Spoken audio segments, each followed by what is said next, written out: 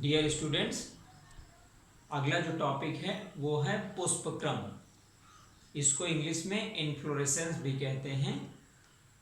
पुष्पक्रम यानी सीधा सा मतलब ये है कि पुष्पों का एक क्रम। ठीक, तो इसके अंतर्गत क्या है कि बहुत सारे प्रकार के जो है पुष्प होते हैं और पुष्पों का किस प्रकार से क्रम होता है यानी कैसे लगे रहते हैं, इसको हम पढ़ेंगे। तो सबसे पहले हम ये जान लेते हैं कि जो पौधा होता है तो पौधे में क्या है, पौधे में मेनली जो है 3 पार्ट्स होते हैं यानी जड़, तना और पत्ती।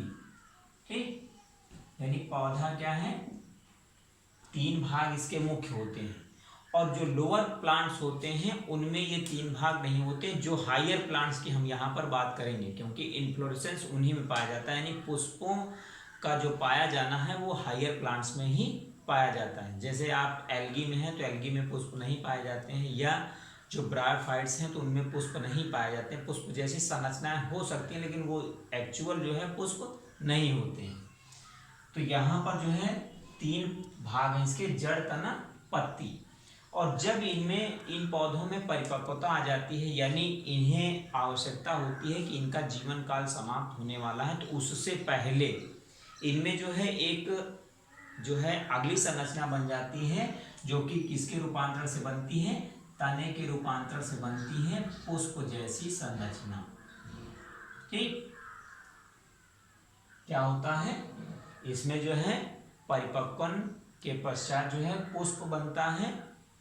और पुष्प क्या है, ये इसका जो पौधा होता है वो जननिक भाग होता है, यानी यह जो है जनन क्रिया में भाग लेता है।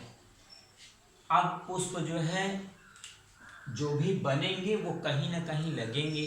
ठीक, तो जो पौधा है पौधे में किस तरीके से लगते हैं, तो शुरुआत में क्या होता है, पौधा जैसे कि ये है पौधा हमारा। ठीक, इसमें ये जो है पत्ती हो गई और ये इसका शीर्ष भाग हो गया।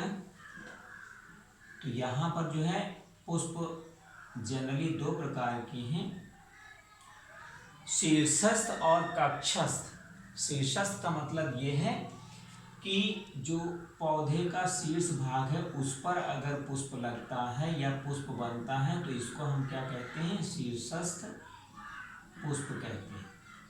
ठीक, और यदि जो पत्ती है, पत्ती के यानी जहां पर उसका ये ग्रंथ है, पड़ग्रंथ है, वहां से अगर निकलता है पुष्प ग्रंथ या पुष्प बनता है वहां पर या लगता है वहां पर, तो इसको हम क्या कहेंगे, कक्षस्थ।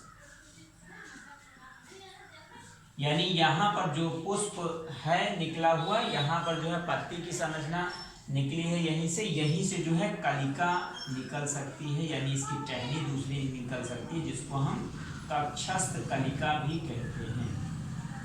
इसको कक्षस्थ कलिका कहते हैं, यानी जो टहनी निकलेगी यहाँ से जो शाखा निकलेगी। शाखा कभी जो है इंटर नोड से नहीं निकलती है, ना कभी पत्ती इंटर नोड पे लगती है, पत्ती केवल नोड्स पे लगती है। जैसे कि आपने तने की संरचना में पढ़ा होगा कि तने में क्या होते हैं, नोड्स और इंटर नोड्स। ये होते हैं जो गांठें होती हैं उनको हम क्या कहते हैं, नोड्स कहते हैं। और जो 2 नोड्स के बीच का स्थान होता है उसको हम क्या कहते हैं, इंटर नोड्स कहते हैं। यानी जो भी संरचनाएं यहाँ पर बनती हैं, चाहे वो पत्ती हो, चाहे वो कलिका हो, चाहे वो पुष्प हो, ये जो संरचनाएं बनेंगी वो सदैव जो है नोड्स पर ही बनेंगी। ठीक, तो ये तो हो गया 2 प्रकार के विशिष्ट इनकी संरचनाएं बन जाती हैं, शीर्षस्थ और कक्षस्थ। अब आगे की संरचना में क्या है, जो पुष्प हैं, पुष्पों का क्रम जो है मुख्यतः 4 प्रकार का होता है, रेशमोस, साइमोस और जो है स्पेशल और कंपाउंड। ठीक, यानी कहने का मतलब जो है ससीमाक्षी, असीमाक्षी, विशेष प्रकार के और संयुक्त। सबसे पहला क्या है,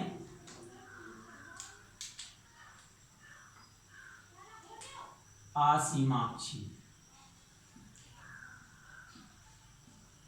और दूसरा क्या है, सासीमाक्षी।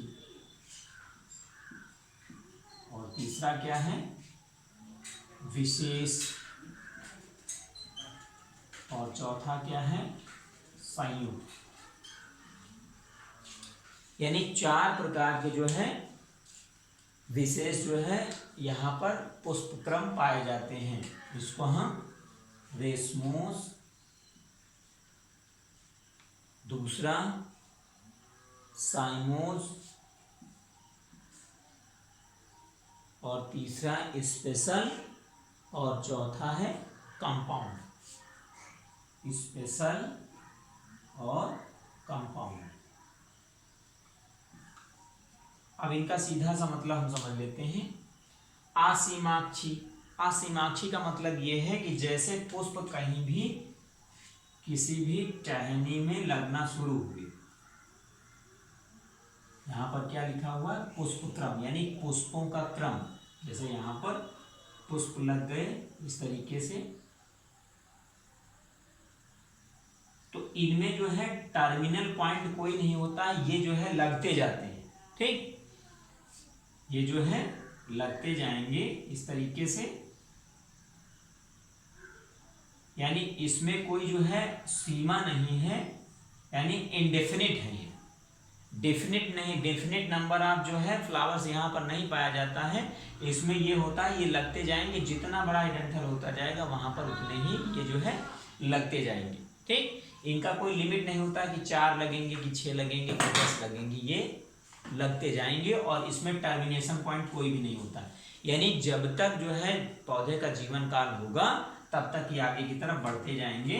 और इनकी कंडीशन क्या होती है, एक्रोपेटल कंडीशन होती है, यानी जो नीचे के पुष्प होते हैं वो जो है ओल्ड होते हैं।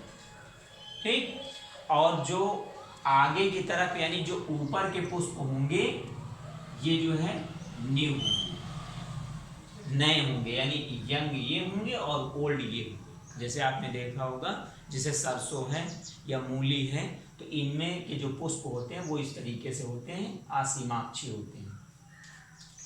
अगला क्या है, सासीमाक्षी। अब इसमें बहुत सारे प्रकार भी होते हैं, तो उनमें आपको प्रकार में क्या है, जब आप उसकी डिफिनीशन पढ़ेंगे या उसके बारे में थोड़ा सा पढ़ेंगे वो ऑटोमेटिकली आपको समझ में आ जाएगा, क्योंकि डायग्राम हमने दिया हुआ है टेक्स्ट में। ठीक, तो उसमें समझने में कोई दिक्कत नहीं, इनको विशेष रूप से समझ लीजिए आप। तो इसमें क्या होगा, ओल्ड वाले नीचे हैं, न्यू वाले ऊपर की तरफ हैं। दूसरा क्या है, ससीमाक्षी। ससीमाक्षी का मतलब सीधा सा है कि यहाँ पर जो है एक लिमिट होगी कि हाँ इतने पुष्प बनेंगे, उसके बाद पुष्पक्रम खत्म हो जाएगा, यानी पुष्प उसके बाद नहीं लगेंगे। तो बस इसके जस्ट अपोजिट वो कंडीशन हो जाएगी ससीमाक्षी वाली। अब विशेष प्रकार के जो पुष्प होंगे, इसमें क्या है कि जो गूलर होता है या जो तुलसी होता है, तो इस प्रकार, या यूफोर्बिया होता है, उसमें इस प्रकार के पुष्प होते हैं कि पुष्प आपको दिखते नहीं। जैसे आपने पढ़ा होगा या सुना भी होगा, कहा जाता है कि गूलर में कभी पुष्प नहीं होते, तो ऐसा नहीं है। उसमें जो है स्पेशल टाइप का पुष्प होता है, इसलिए उसमें भी पुष्प पाया जाता है, गूलर के अंदर पुष्प बनते हैं। जबकि जो गूलर है वो क्या है, उसका रिसेप्टिकल्स है, यानी पुष्पाक्ष है। जैसे आपको हमने पहले भी बताया होगा कि जो पुष्प जहां पर लगता है उसको हम क्या कहते हैं, पुष्पासन कहते हैं। तो ये पुष्पासन हो जाता है। ठीक, और यही पुष्पासन क्या है, इस तरीके से घूम जाता है। तो उसमें क्या है, ये पुष्पासन के थ्रू जो है ये घूम जाता है, यानी पुष्पासन इसका घूम जाता है, और इसी में जो है बहुत सारे पुष्प लगे होते हैं। तो ये स्पेशल टाइप का होता है। यानी स्पेशल टाइप में जो है 3 प्रकार के होते हैं। सबसे पहला क्या है, जो आपका होता है हाइपेंथोडियम, वर्टिसिलेस्टर और साइथियम। यानी कहने का मतलब ये कौन सा प्रकार है, हाइपेंथोडियम,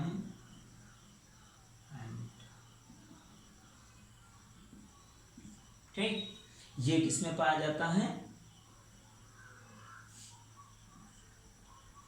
गूलर में। और दूसरा क्या है? साइथियम। और तीसरा क्या है? वर्टिसिलास्टर। ठीक, ये विशेष प्रकार के होते हैं। ठीक, विशेष प्रकार के 3 यहां पर होते हैं पुष्प। सही से इसमें लिख दे रहे हैं। पहला हाइपैंथोडियम और दूसरा क्या है? साइथियम और तीसरा है वर्टिसिलास्टर। ठीक, ये हाइपैंथोडियम क्या है? ये गूलर वगैरह में पाया जाता है। इस प्रकार का जो है पुष्पक्रम किसमें मिलता है? गूलर में मिलता है। और ये वाला जनरली यूफोरबिया एक पौधा होता है जिसको लाल पत्ती कहते हैं, यूफोरबिया। ठीक, और वर्टिसिलास्टर जो है तुलसी का जो पुष्प होता है वो होता है।